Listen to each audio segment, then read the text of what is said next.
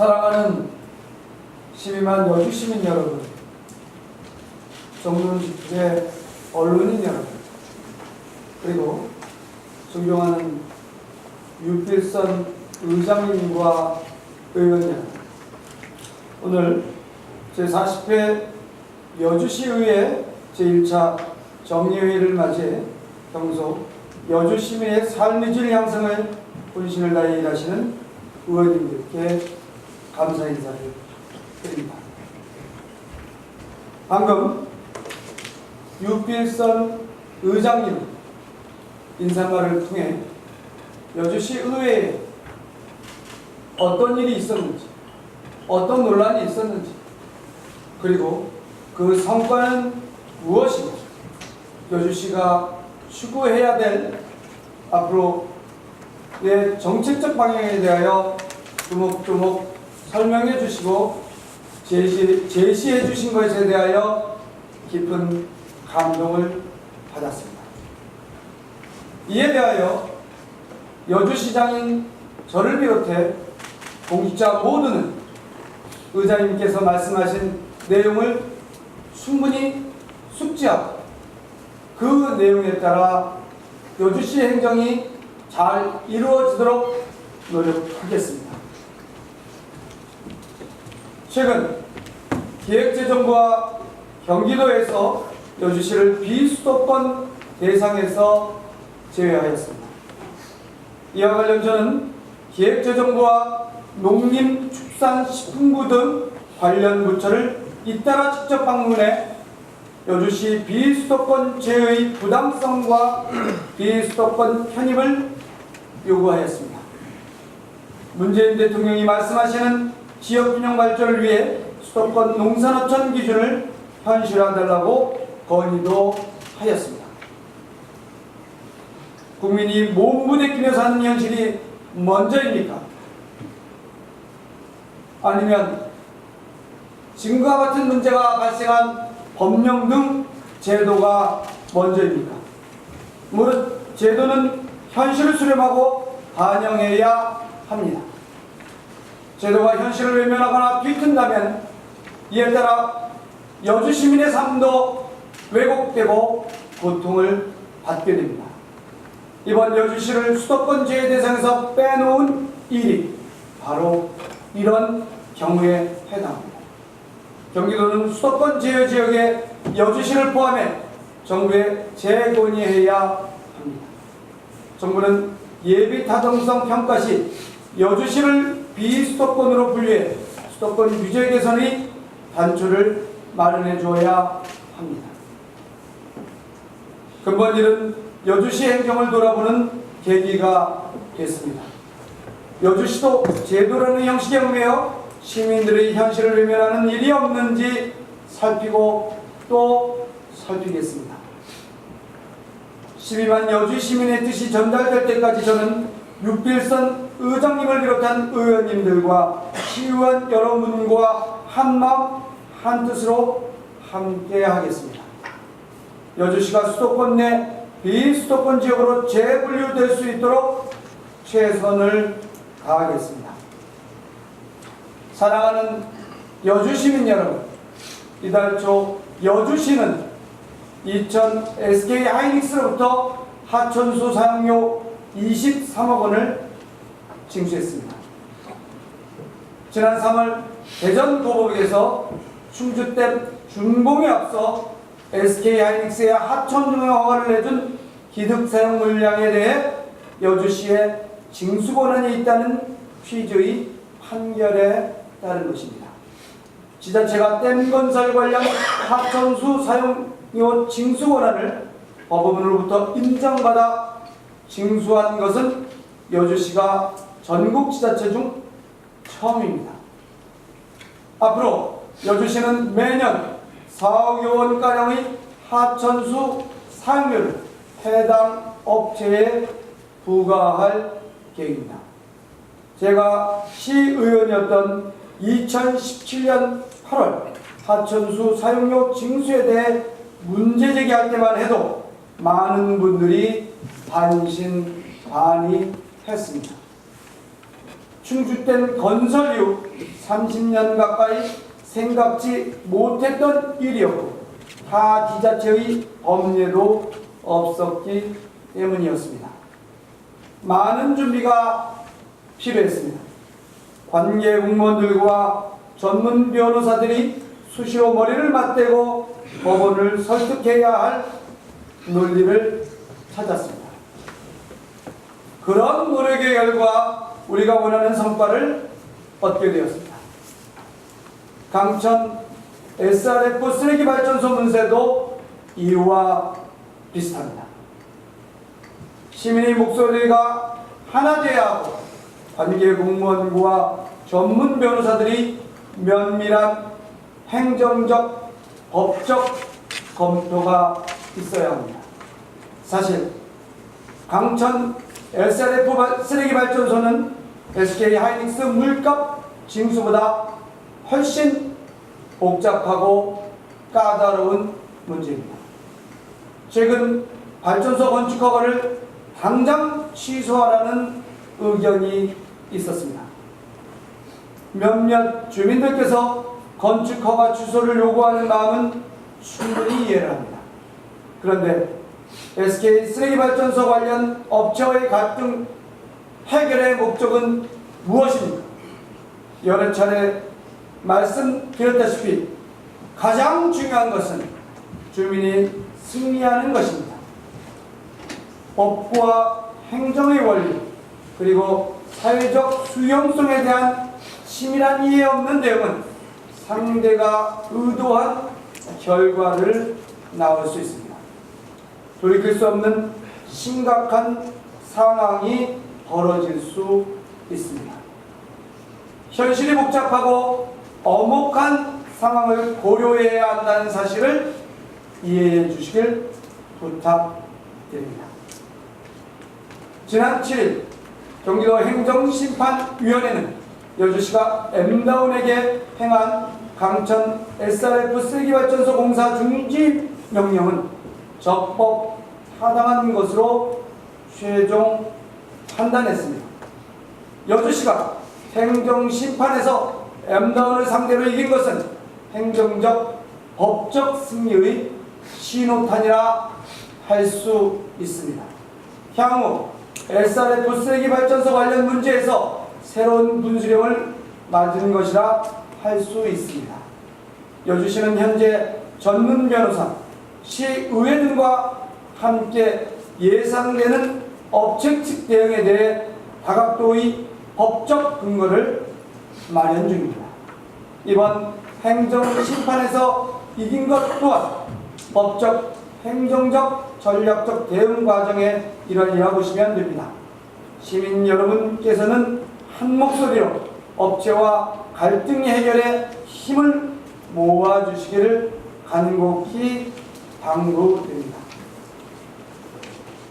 12만 여주시민 여러분, 의원 여러분, 정부는 지난 8월 국민의 삶의 질 향상과 균형 발전, 일자리 창출 등을 목표로 하는 지역 밀착형 생활 SOC 개념을 처음으로 도입했습니다. 생활 SOC는 그동안 토목 건설 등 양적 방식에서 공동체 회복 등 사회적 가치를 고려한 질적 성장으로의 전환을 의미합니다.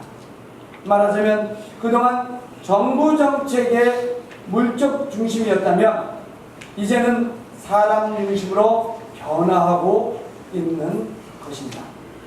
사람 중심 행복여주라는 민선 7기 슬로건도 시민의 실질적 삶을 중심에 두고 행복한 여주를 만들겠다는 뜻이 담겨 있습니다. 앞으로 정부는 3개년 계획을 통해 2020년까지 총 30조 원 이상의 예산을 생활 SOC에 투자할 계획입니다. 국비 사업이지만 추진 방식도 기존과 달리 지역이 주도하고 중앙은 지원하는 형태로 진행됩니다. 생활 SOC의 핵심 사업은 체육관, 도서관, 어린이집, 주차장 등 다양한 시설을 한 곳에 모이는 시설 복합화 사업입니다. 제가 취임 직후 시민들과 약속한 역세권 학교 복합화와 동일한 개념입니다.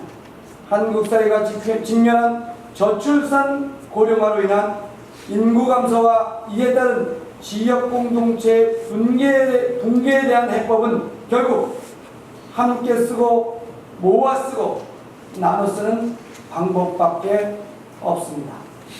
여주시는 학교 복합화 사업을 생활 밀착형 SOC 사업을 시작해야 합니다. 향후 여주시가 신청사, 읍면동 청사 복합화 등으로 확대해 나아갈 예정입니다. 계획 수립은 물론 건설, 운영에서 시설의 주인인 지역 주민이 참여하는 모델을 만들어 시민 중심의 생활시설을 건립하겠습니다. 사랑하는 여주시민 여러분, 그리고 의원 여러분, 저는 지난주 앞서 말씀드린 지역 현안 해결을 위해 일본 구마모토 지역 등으로 정책 연수를 다녔습니다. 이번 연수에서 저를 비롯한 공무원님들과 네 분의 시의원님, 강천면 이장협회장님, 맵장 주민협체위원장, 그리고 두 분의 언론인 여러분과 함께 하였습니다. 근본 1번 연수를 통해 확인하는 것은 사회적 합의를 위한 노력은 사적 이익보다 우선한다는 것입니다. 사익이 공익을 앞서서는 안 된다는 것입니다. 일본의 경우 부득이 사적 자본과 기술을 사용할 때도 철저한 관리 감독을 통해 시민의 권리를 훼손하지 않도록 하고 있었습니다. 일본의 쓰레기발전소 역시 개인이 수익을 내는 사업 대상이 아니었습니다. 공익을 위해 시민들의 참여와 합의, 그리고 행정의 면밀한 검토와 지속적인 관여로 운영되고 있었습니다. 이 점은 강천 SRF 쓰레기발전소와 비교해 볼 중요한 일이었습니다. 또한 미사토 마치 복지센터, 고구 학교시설 복합화의 경우 20-30년 전에 세워졌지만 깨끗하고 체계적으로 관리한 점이 매우 인상적이었습니다. 무엇보다 복지센터와 복합화된 학교시설이 지역사회 공동체 회복의 중심 역할을 하고 있어 학교 복합화와 시설 복합화의 필요성을 더 잘 이해할 수 있었습니다. 저출산 고령화가 일찍 시작된 일본은 이에 따라 도시계획 등 사회 시스템이 변화하고 도시 환경에 대해서도 시민의식이 성숙해 있었습니다.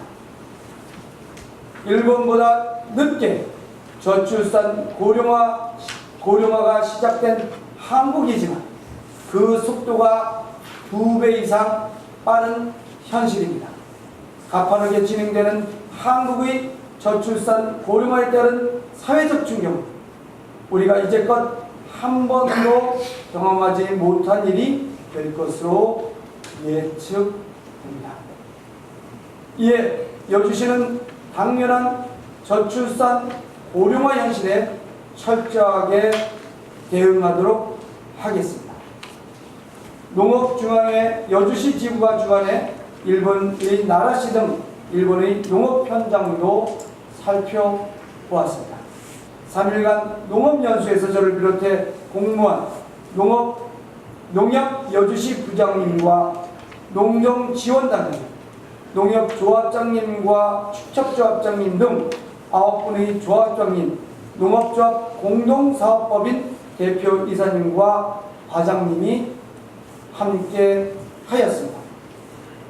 농업연수를 통해 일본과 비교해 여주시의 통합 RPC의 수준도 매우 높은 수준이라는 것을 확인했습니다.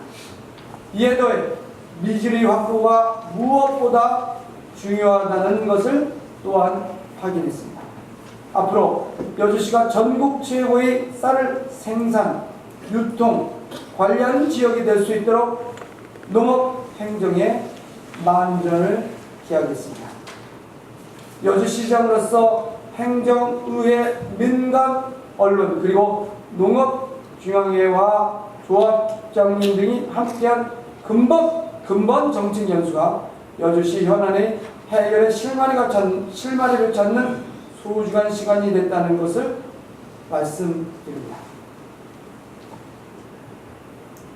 사랑하는 여주시민 여러분, 정론지필의 언론인 여러분, 그리고 존경하는 유필선 의장님과 의원 여러분, 이번 제40회 여주시의회 제1차 정례회의에는 여주시 행정기구와 정원조례 일부 개정 조례안 외 15건, 2019년 공유재산 관리계획 변경안, 2018년 회계연도 일반 및 기타 특별회계 결산 승인, 2019년 제2회 일반 및 기타 특별회계 추가 경정 예산안, 남북 평화협력 지방정부협의 규약 동의안 등 총 26건의 안건을 제출하였습니다.